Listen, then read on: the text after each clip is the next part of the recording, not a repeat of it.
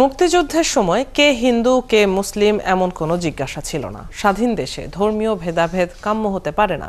সন্ধ্যায় হিন্দু সম্প্রদায়ের নেতাদের সাথে ভিডিও কনফারেন্সে যুক্ত হয়ে একথা বলেন বিএনপির ভারপ্রাপ্ত চেয়ারম্যান তারেক রহমান। তিনি আরও বলেন, দেশের গণতন্ত্র এখনও বিপদমুক্ত নয়। এই পরিস্থিতিতে কোনো বিভক্তি নয়, বরং ঐক্যই সবার কাম্য। ধর্মীয় উপাসনালয়ে হামলার বিচারে নিরপেক্ষ তদন্ত কমিশন গঠনের দাবিও জানান তারেক রহমান। আরও জানাচ্ছেন নজরুল ইসলাম। জন্মাষ্টমী উপলক্ষে বিএনপি চেয়ারপারসনের গুলশান কার্যালয়ে হিন্দু সম্প্রদায়ের নেতাদের সাথে শুভেচ্ছা বিনিময়ের এই অনুষ্ঠানে লন্ডন থেকে ভিডিও কনফারেন্সে যুক্ত হন বিএনপির ভারপ্রাপ্ত চেয়ারম্যান তারেক রহমান। অনুষ্ঠানের শুরুতেই উপাসনালয়ে হামলা, নির্যাতন ও আসন্ন দুর্গাপূজা সামনে রেখে নিজেদের দাবি তুলে ধরেন হিন্দু সম্প্রদায়ের নেতারা। এ সময় বৈষম্যহীন বাংলাদেশ গড়তে সবাইকে ঐক্যবদ্ধ থাকার আহ্বান জানান বিএনপির স্থায়ী কমিটির সদস্য খন্দকার মোশাররফ হোসেন। বৈষম্যহীন বাংলাদেশ প্রতিষ্ঠার জন্য এদেশের ছাত্র জনতা যে গণ আন্দোলন করেছে, সেই গণ আন্দোলনে বিএনপি অঙ্গ সংগঠন সরাসরিভাবে অংশগ্রহণ করেছে। বিএনপি মহাসচিব বলেন, স্বৈরাচার সরকারের পতনের পর দেশে সংঘাত সহিংসতা সৃষ্টি করা হচ্ছে। এই সংঘাতকে সাম্প্রদায়িক নয়, বরং রাজনৈতিক উদ্দেশ্য প্রণোদিত বলে মনে করেন তিনি। বলেন, ঐক্যবদ্ধভাবেই ষড়যন্ত্র রুখে দিতে হবে।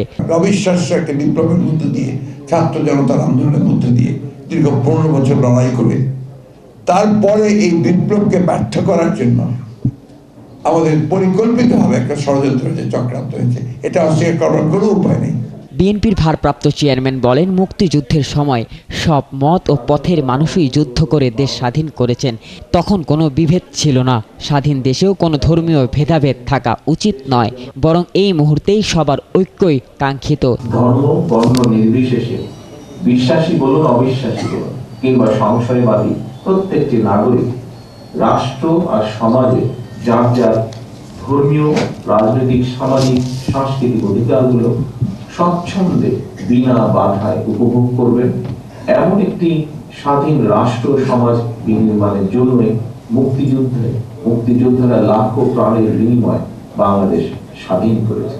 তিনি বলেন, অতীতের স্বৈরশাসক অবৈধ ক্ষমতা রক্ষায় সব বিরোধী মতের ওপরই নিপীড়ন চালিয়েছে। তাদের কাছে কোনো ধর্মের মানুষই নিরাপদ ছিল না। এই স্বৈরাচারী দুর্বৃত্ত কিংবা ক্ষমতালোভীদের কাছে কিন্তু সংখ্যালঘু কিংবা সংখ্যাগুরু কেউ নিরাপদ না। সবার ঐক্যের মাধ্যমে কার্যকর গণতন্ত্র ও শান্তিপূর্ণ দেশ গড়ার আহ্বান জানান বিএনপির ভারপ্রাপ্ত চেয়ারম্যান। আজ পর্যন্ত সংগঠিত নজরুল ইসলাম, ৭১, ঢাকা।